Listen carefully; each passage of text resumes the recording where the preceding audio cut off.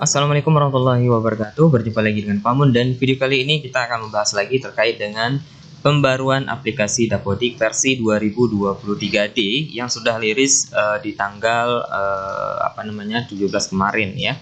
Nah, jadi teman-teman, di sini kita akan menjelaskan terkait dengan pembaruan aplikasi Dapodik ya. Jadi apa-apa saja yang terjadi pembaruan di aplikasi Dapodik dan perbaikan apa saja yang telah dilakukan oleh pengembang aplikasi Dapodik ini. Jadi teman-teman yang baru bergabung di channel ini, jangan lupa ya teman-teman subscribe dan like, serta bagikan informasi ini ke rekan-rekan yang lainnya. Oke, sesuai janji saya kemarin di video sebelumnya, saya sudah berjanji kepada teman-teman kita akan menjelaskan terkait dengan perbaikan yang ataupun pembaruan yang terjadi di versi 2023D ya. Jadi mungkin ini akan menjelaskan sedikit apa saja sih dan di mana letaknya terkait dengan pembaruan yang dilakukan.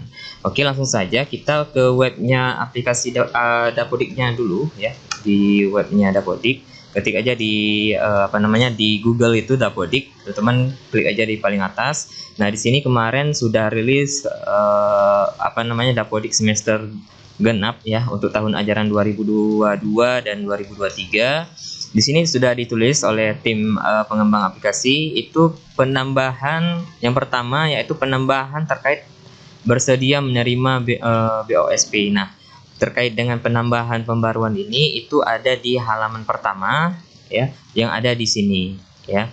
Nah, ini dia ada yang namanya BOSP ya. Yang sebelumnya kita mungkin tulisannya Anda belum bersedia menerima BOSP dan sebagainya. Nah, sekarang kalau kita tidak mengisi beberapa komponen data yang ada di menu sekolah, ini tidak akan berubah ya.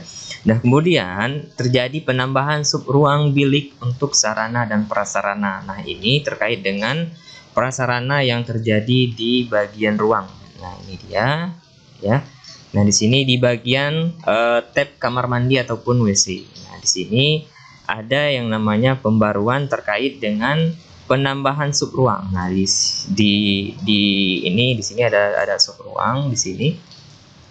Nah, ini dia, ini terkait dengan ruangnya. Kemudian di sini teman-teman, di sini ada sub ruang bilik. Nah, ini dia sub ruang bilik ya. Misalkan di dalam toilet itu kan ada yang misalkan dia ruang toilet, tapi di dalam ruang toilet itu ada biliknya lagi ya. Jadi maksud saya di sini berarti di dalam ruang itu ada ruangnya lagi, itu yang masuk sub bilik ya. Nah, misalkan ini biasanya kalau misalkan teman-teman ke toilet SPBU ya, di dalam memang di situ ruangnya ruang toilet. Di dalam ruang itu misalkan ada ruang pria dan wanita, di dalam satu ruang itu ada yang namanya sub ruang lagi ya. Di dalam ruang ada ruang lagi. Nah, ini yang maksud daripada sub ruang tadi. Nah, misalkan ada laki-laki. Nah, misalkan di SPBU kan ada yang namanya toilet perempuan dan laki-laki. Nah, itu yang maksud saya tadi ya. Mudah-mudahan teman-teman paham ya. Nah, ini yang maksud penambahan terkait dengan sub ruang. Nah, kemudian penambahan kolom kondisi dan bobot kerusakan pada bangunan yang di bagian SP. Nah, kita untuk kondisi ya, untuk kondisi itu sudah dipindahkan, nggak ada lagi di sini ya. Ini kondisi ruang ya. Nah, kondisi ruang ini dipindahkan ke SP. Nah, jadi kalau teman-teman mau mengisi di Dapodik juga boleh, nanti juga akan ke SP. Tapi lebih saya sarankan teman-teman lakukan yang namanya update-nya di SP. Karena kenapa? Kalau di SP itu kenapa dialihkan ke SP untuk mendapatkan data secara cepat ya, secara cepat. Karena kalau teman-teman yang di sekolah itu, yang di satuan, kalau mereka mengisi di sini, kalau mereka tidak tidak mengisi di SP Datadik ini di webnya manajemen sekolah, itu bakal lama ya, mungkin sehingga terkait dengan WC itu input kondisi bangunan, input kondisi bangunan ya, itu berada di SP. Nah, misalkan ini di kolom bangunan ya. Kemudian klik aja di bagian misalkan WC-nya di mana misalkan ya. Coba saya ketik dulu toilet. Nah, misalkan tempat di mana bangunan toilet itu berada ya. Misalkan ini input kondisi. Nah, ini Terkait dengan kerusakan yang ada di sini, ini juga sama yang ada di aplikasi Dapodik ya, kondisi ruangnya. Nah, ini dia. Kalau rusak ringan 1 sampai 30%. Nah, begitu juga dengan di SP. Kalau rusak ringan 1 sampai 20. Misalkan saya isi 20 aja. Kemudian klik simpan, udah selesai ya, terkait dengan pembaruan yang ada di kolom yang ketiga ini ya, yang di 3 ini. Jadi lebih disarankan teman-teman mengisinya di sini karena lebih lebih real time dan tersambung langsung dengan servernya, sehingga kalau pihak pihak Dapodiknya mau menarik data itu langsung secara real time. Ketika teman-teman mengisi di sini maka tertulis juga langsung ke server mereka. Tapi kalau teman-teman ngisi di sini kemudian tidak lama untuk melakukan sinkronisasi ya, itu bakal lama juga mereka memperoleh data ya. Jadi Pet Dapodik juga menyesuaikan dengan keperluan daripada kementerian ya. Nah, kemudian terkait dengan nomor 4, penambahan referensi ruang pusat sumber pendidikan inklusif. Nah, ini bagi yang menerapkan pendidikan inklusif, ini juga ada penambahan referensi ruang pusat ya. Nah, referensi ini ada di bagian ruang penunjang. Nah, ini ada di sini. Nah, ini referensi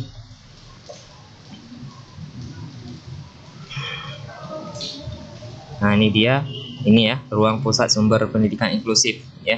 Ini ada dia, ini ya. Jadi untuk yang menerapkan ini ya, pendidikan inklusif. Kemudian nomor 5 ada perbaikan sampai nomor 8 itu perbaikan input P5 bagi pelaksana kurikulum merdeka. Nah, ini kemarin ketika kita menginput P5 ya, ada beberapa mungkin teman-teman tidak menyadari ya, tapi yang menerapkan kayak PKBM ataupun apa, ketika mereka memilih kurikulum merdeka, tapi ketika mereka mau membuat setelan di rombel ini ya, itu mereka masih terbaca yang namanya K13 dan masih terbaca invalid juga, padahal sudah kurikulum merdeka ya.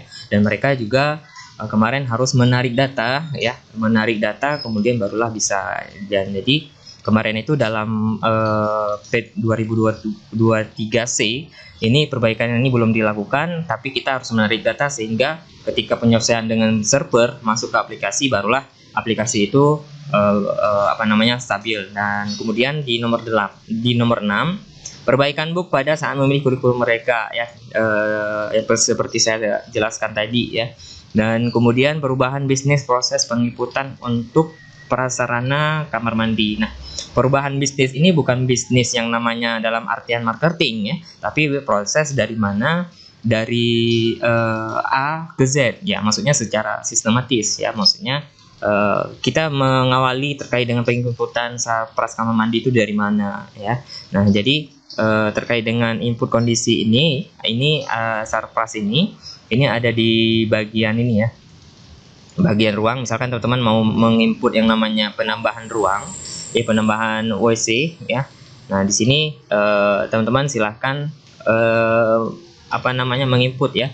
Dan saat ini sudah ada beberapa penambahan opsi ruang yang sebelumnya mungkin hanya ada beberapa ruang. Nah, di sini sudah ada, kemudian bangunan yang mana, kemudian nama ruangnya, kemudian setelah kita mengisi ini, kemudian kita menginput kondisi, kemudian kalau memang kita di dalam seperti ruang tadi, seperti saya jelaskan tadi, kalau memang di dalam ruang ada ruang lagi, maka itu namanya sub ruang bilik ya. Nah, kemudian mana lagi ya? Nah, ini dia. Kemudian ke-8, perubahan wilayah hingga pemilihan desa. Nah, ini ada beberapa validasi kembali terkait dengan data peserta didik, dan data ini sudah ada di Verval PD ya, teman-teman bisa lihat nanti di Verval PD. Untuk sekarang itu Pusdatin, untuk saat saya mengupdate video ini ya, ini ada yang namanya pembaruan dari Pusdatin, Pusat Data dan Informasi Kependidikan ya, itu ada yang namanya perbaikan server. Mungkin ini saat saya akses ya, di hari ini tidak bisa lagi, nanti mungkin di tanggal 22 ke atas itu sudah bisa ya. Dan kemudian apalagi ya di sini. Nah, ini dia harus menginput yang namanya desa ya.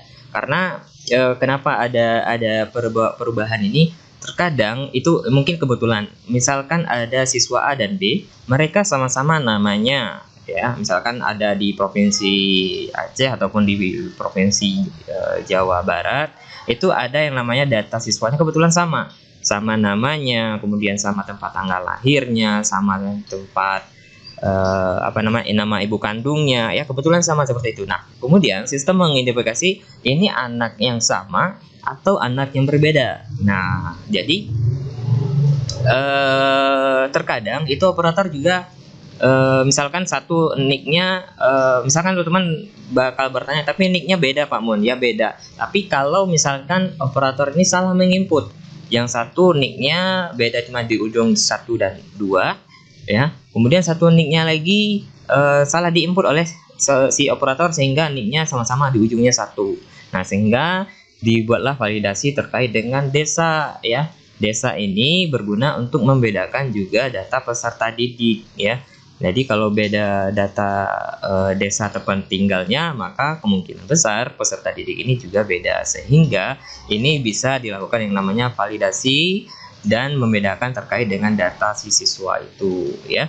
Dan kemudian kita bahas lagi, sudah ya, terkait dengan yang kemarin ya saya bahas terkait dengan cara menginstal, itu ada 2. Kalau memang notifnya itu tidak bisa, kemarin sudah saya jelaskan kalau dia menginstal kemarin versi Express installernya 2022A, itu bisa langsung update page. Tapi kalau memang dia dari 2023 kemudian dia melakukan pembaruan di aplikasi Dapodik, kemudian naik lagi dia ke B, kemudian ke C, kemudian dia mau menginstal ini tidak bisa, ya. Pastikan kemarin sudah menginstal Fresh Installer 2023A, dan bagi yang tidak bisa harus menghapus Dapodiknya dan install yang Fresh Installernya 2023D, ya.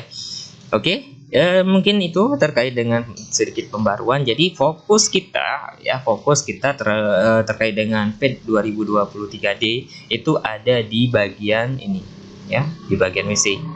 Nah, jadi ada penarikan data dana alokasi khusus, ya, dana alokasi khusus terkait dengan DAPISIK, artinya untuk pengajuan bangunan terkait kamar mandi atau WC. Jadi teman-teman ya, yang mau ataupun yang merehab WC-nya di sekolah, itu harap memastikan bahwa data kamar mandi dan WC-nya itu sudah dimutakhirkan, artinya sudah diupdate sesuai dengan keadaan yang ada di sekolah.